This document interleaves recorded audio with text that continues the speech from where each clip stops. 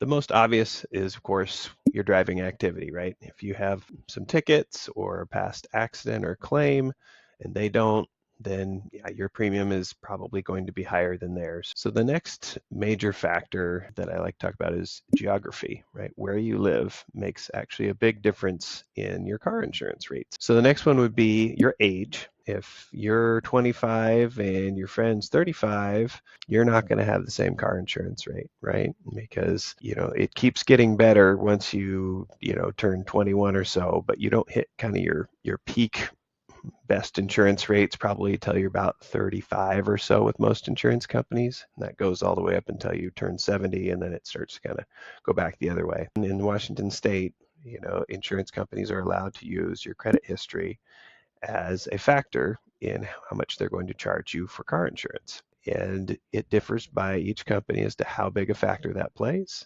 but it does, play a significant role. Your marital status is another one, right? If you are single and they're married, you actually get a little discount for being married because they assume, I guess, that you're more responsible at that point, statistically so. And typically then you have more vehicles on the policy and you get a multi-vehicle discount and all that good stuff.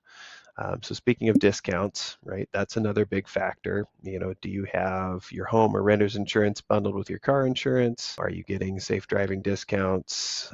Did you maybe, or did your friend maybe do a telematics program? A whole host of various discounts, that you could qualify for, or that you may or may not qualify for.